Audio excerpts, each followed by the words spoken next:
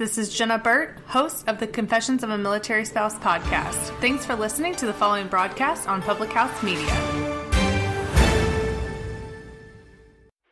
This is Bryce Burge, host of Your Soccer Passport here on Public House Media. After this episode, come join us on a trip around the soccer world as we discuss club and country every Tuesday. Stamp your soccer passport by subscribing on Spotify, iTunes, or wherever you get your Public House Media podcasts. And thanks again for checking out the following broadcast on Public House Media.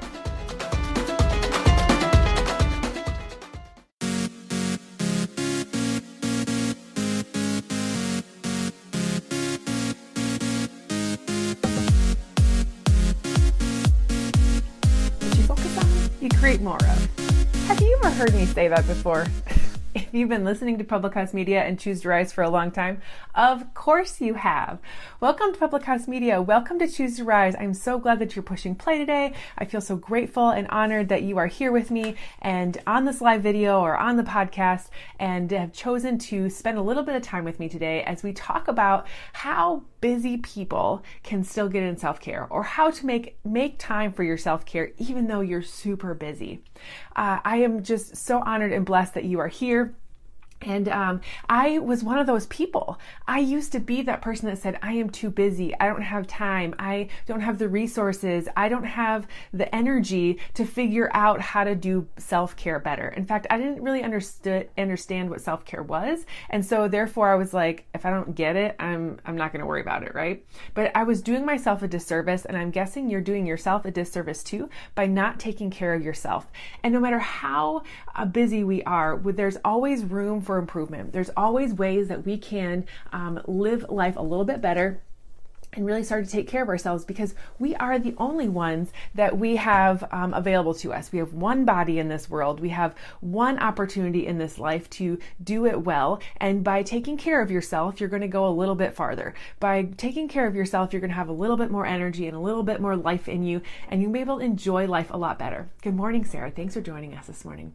So this morning, I want to share with you some tips and tricks on how even really, really, really busy people who don't think they have any time in the world, don't have any resources in the world, don't have any energy or motivation in the world, can still take care of themselves. Because like I said, if you don't take care of yourself now, you're going to be forced to take care of yourself later. If you're not doing proactive care, you're going to be forced to do reactive care. And we don't want you in that state. We don't want you in that position where you have to take care of yourself, where you're tied to doctors, where you're tied to, maybe a nursing home in their future, or you're tied to other people taking care of you. Take care of yourself now so you don't have to worry about that later. Now, tip number one is understand what self-care really means to you. Now, I said, that was where I was struggling at the most. I didn't get what self-care was. I didn't understand what it meant, what it looked like, and so I didn't focus on it. So trying to copy other people will only cause you to be overwhelmed. You have to decide what your self-care looks like. Now, self-care can be in the form of exercise. Self-care can be in the form of nutrition. Self-care can be in the form of reading a good book, getting into a good podcast like this one. It can be taking warm baths. It can be getting a massage frequently. It can be whatever it looks like for you to relax, for you to unwind after a stressful day, for you to just maybe meditate and center yourself and to unwind from all the chaos and give your body, give your mind a chance to rejuvenate itself, get that energy back. For me, self-care now looks like getting up early in the morning, sacrificing a little sleep. I don't even call it sacrificing anymore because I love doing it. It's what energizes me now.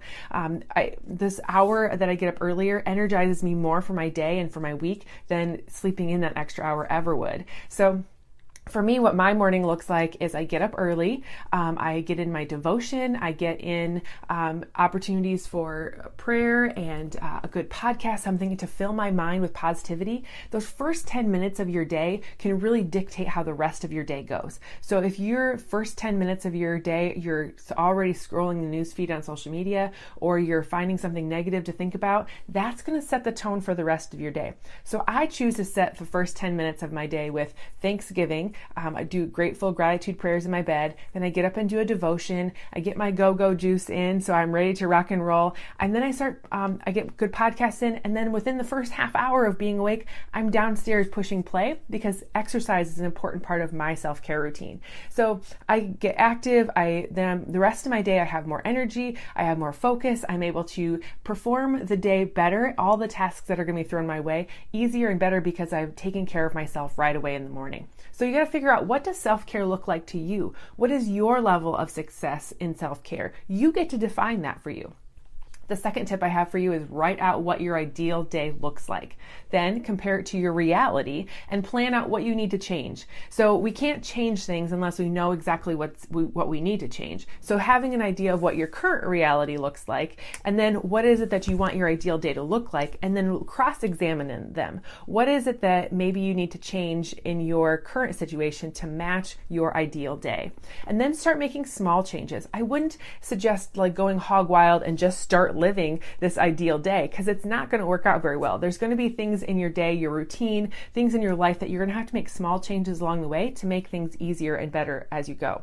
Now, I have some very intense programs that I've been doing lately, but I didn't start there. In fact, I started with a very low impact, not low intensity, but low impact program that I was able to build up my strength to be able to do the intense things that I do now. So it's just like that in everything in your life. You can't go hog wild and eat perfectly clean 100% of the time. You have to kind of build into it. Get rid of 1 or 2 treats every week and then see how things go. So write out your ideal day and write out your current reality and see where they're at and how can you switch things out, small things at a time.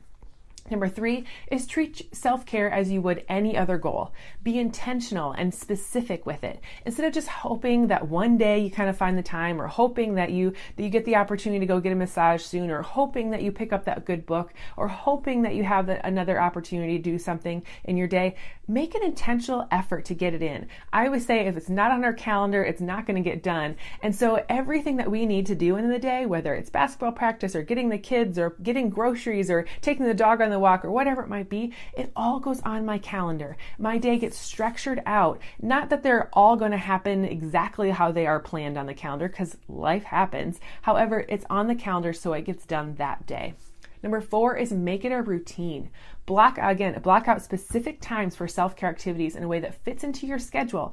I've got lots of ladies in my Together We Rise group that work out in the morning because they know they start the day in a good way, that they'll end the day in a good way. I've got other ladies that get their workout in over their lunch break. They go to the gym, or they run home and they're warming something up to eat while they're pushing play and getting active, and then they eat at their desk, or they grab their shake and they're off to go running for the next opportunity. Or I've got one girl right now that just started with us, and she's like, my only opportunity to work out is 8:00 at night, and I know that's going to help me be my best and go to bed and wake up in the morning rejuvenated. And that's awesome. But whatever you do, just make it routine and block out very specific times in your day so that it fits into your schedule and that it's a non-negotiable for you.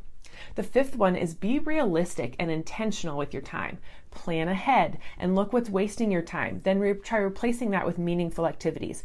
If you're spending 2 hours a night watching TV, yeah, the shows are nice, they're fun to watch, but could you be doing something else that's going to help you reach your goals instead? How is that hour of TV or 2 hours of TV really helping you reach your goals in life? Are you getting ahead in your work? Are you getting ahead in your fitness goals? Are you getting ahead in your nutritional goals? Maybe if you spent the commercial time prepping your meals for the next day, hey, that would be something you could do to get ahead instead of just vegging out. So many people waste a lot of time in the day on social media or on, just mindless things that don't necessarily need to be there. Now, if you're giving yourself 30-minute break to watch TV and just kind of veg out because that's your relaxation time, cool. But overdoing it is also kind of something that is going to waste more time and making you feel stressed out because you don't have enough other time to do the other things in your life. So be realistic and intentional with your time. Number 6 is get someone else to hold you accountable. Ask a person you trust to check in with you and ensure you're consistently practicing self-care. Get a part of our accountability group, Together We Rise, where we're helping others, show up for themselves. Right now we're doing this Show Up Challenge where we encourage each other, support each other, and when you show up in the group every day, you get yourself entered into a grand prize every Saturday from here through the rest of the year. And it's been so much fun to watch people show up and encourage each other and support each other, and more people are showing up because others are as well.